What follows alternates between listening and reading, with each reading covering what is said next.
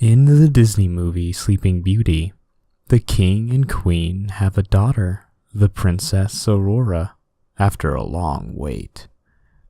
They plan a great christening to introduce her to the world. They welcome everyone who loves and honors their new daughter, but they fail to invite Maleficent, malicious, malevolent, who is essentially queen of the underworld, or nature in her negative guise. This means symbolically that the two monarchs are overprotecting their beloved daughter by setting up a world around her that has nothing negative in it. But this does not protect her. It makes her weak. Maleficent curses the princess, sentencing her to death at the age of 16, caused by the prick of a spinning wheel's needle. The spinning wheel is the wheel of fate. The prick, which produces blood, symbolizes the loss of virginity, a sign of the emergence of the woman from the child. Fortunately, a good fairy, the positive element of nature, reduces the punishment to unconsciousness, redeemable with love's first kiss. The panicked king and queen get rid of all the spinning wheels in the land and turn their daughter over to the much too nice good fairies, of whom there are 3. They continue with their strategy of removing all dangerous things, but in doing so they leave their daughter naive, immature, and weak. One day, just before Aurora's 16th birthday, she meets a prince in the forest and falls in love the same day. By any reasonable standard, that's a bit much. Then she loudly bemoans the fact that she is to be wed to Prince Philip, to whom she was betrothed as a child, and collapses emotionally when she is brought back to her parents' castle for her birthday. It is at that moment that Maleficent's curse manifests itself. A portal opens up in the castle, a spinning wheel appears, and Aurora pricks her finger and falls unconscious. She becomes Sleeping Beauty. She becomes Sleeping Beauty. In doing so, again symbolically speaking, she chooses unconsciousness over the terror of adult life. Something existentially similar to this occurs very frequently with overprotected children who can be brought low and then desire the bliss of unconsciousness by their first real contact with failure, or worse, genuine malevolence, which they do not or will not understand, and against which they have no defense. Take the case of a 3-year-old who's not learned to share. She displays her selfish behavior in the presence of her parents, but they're too nice to intervene. More truthfully, they refuse to pay attention, admit to what is happening, and teach her how to act properly. They're annoyed, of course, when she won't share with her sister, but they pretend everything is okay. It's not okay.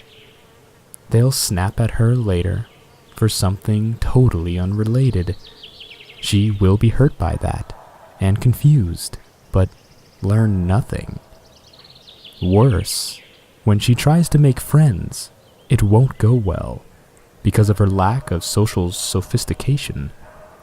Children her own age will be put off by her inability to cooperate. They'll fight with her or wander off and find someone else to play with. The parents of those children will observe her awkwardness and misbehavior and won't invite her back to play with their kids. She will be lonely and rejected. That will produce anxiety, depression, and resentment.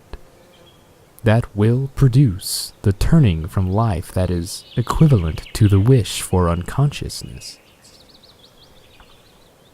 parents refuse to adopt the responsibility for disciplining their children, think they can just opt out of the conflict necessary to proper child rearing. They avoid being the bad guy in the short term, but they do not at all rescue or protect their children from fear and pain. Quite the contrary, the judgmental and uncaring broader social world will mete out conflict and punishment far greater than that which would have been delivered by an awake parent. You can discipline your children, or you can turn that responsibility over to the harsh, uncaring, judgmental world. And the motivation for the latter should never be confused with love. You might object, as modern parents sometimes do. Why should a child even be subject to the arbitrary dictates of a parent? In fact, there is a new variant of political correct thinking that presumes that such an idea is adultism, a form of prejudice and oppression analogous to, say, sexism or racism. The question of adult authority must be answered with care. That requires a thorough examination of the question itself. Accepting an objection as formulated is halfway to accepting its validity, and that can be dangerous if the question is ill-posed. Let's break it down. First, why should a child be subject? That's easy.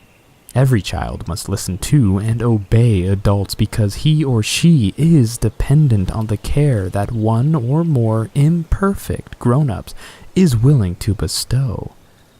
Given this, it is better for the child to act in a manner that invites genuine affection and goodwill.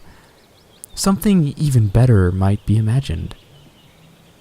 The child could act in a manner that simultaneously ensures optimal adult attention in a manner that benefits his or her present state of being and future development.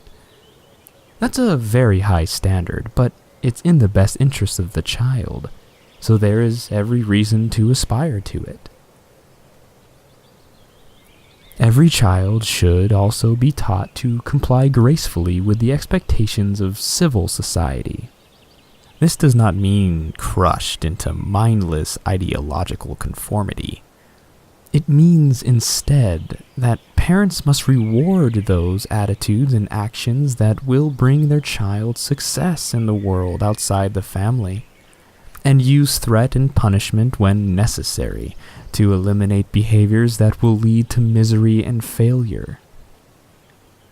There's a tight window of opportunity for this as well, so getting it right quickly matters. If a child has not been taught to behave properly by the age of 4, it will forever be difficult for him or her to make friends. The research literature is quite clear on this. This matters because peers are the primary source of socialization after the age of 4. Rejected children cease to develop because they are alienated from their peers. They fall further and further behind as the other children continue to progress. Thus, the friendless child too often becomes the lonely, antisocial, or depressed teenager and adult. This is not good. Much more of our sanity than we commonly realize is a consequence of our fortunate immersion in a social community. We must be continually reminded to think and act properly. When we drift, people that care for and love us nudge us in small ways and large back on track. So, we better have some of those people around. It's also not the case, back to the question, that adult dictates are all arbitrary. That's only true in a dysfunctional totalitarian state. But in civilized, open societies, the majority abide by a functional social contract aimed at mutual betterment. Or at least at existing in close proximity without too much violence. Even a system of rules that allows for only that minimum contract is by no means arbitrary, given the alternatives. If a society does not adequately reward productivity, pro-social behavior, insists upon distributing resources in a markedly arbitrary and unfair manner, and allows for theft and exploitation, it will not remain conflict-free for long. If its hierarchies are based only, or even primarily, on power, instead of the competence necessary to get important and difficult things done, it will be prone to collapse as well. This is even true in simpler form, of the hierarchies of chimpanzees, which is an indication of its fundamental, biological, and non-arbitrary emergent truth. Poorly socialized children have terrible lives. Poorly socialized children have terrible lives. Thus, it is better to socialize them optimally. Some of this can be done with reward, but not all of it. The issue is therefore not whether to use punishment and threat. The issue is whether to do it consciously and thoughtfully. How then should children be disciplined? This is a very difficult question, because children and parents differ vastly in their temperaments. Some children are agreeable. They deeply want to please, but pay for that with a tendency to be conflict-averse and dependent. Others are tougher-minded and more independent. Those kids want to do what they want, when they want, all the time. They can be challenging, non-compliant, and stubborn. Some children are desperate for rules and structures, and are content even in rigid environments. Others, with little regard for predictability and routine, are immune to demands for even minimal necessary order. Some are widely imaginative and creative, and others are more concrete and conservative. These are all deep, important differences, heavily influenced by biological factors and difficult to modify socially. It is fortunate indeed that in the face of such variability, we are the beneficiaries of much thoughtful meditation on the proper use of social control. Here's a principle that is more particularly psychological. Parents should understand their own capacity to be harsh, vengeful, arrogant, resentful, angry, and deceitful. Very few people set out consciously to do a terrible job as father or mother, but bad parenting happens all the time. This is because people have a great capacity for evil as well as good, and because they remain willfully blind to that fact. People are aggressive and selfish, as well as kind and thoughtful. For this reason, no adult human being, no hierarchical, predatory ape, can truly tolerate being dominated by an upstart child. Revenge will come. 10 minutes after a pair of all too nice and patient parents have failed to prevent a public tantrum at the local supermarket, they will pay their toddler back with the cold shoulder when he runs up excited to show mom and dad this newest accomplishment. Enough embarrassment, disobedience, and dominance challenge, and even the most hypothetical selfless parent will become resentful. And then the real punishment will begin.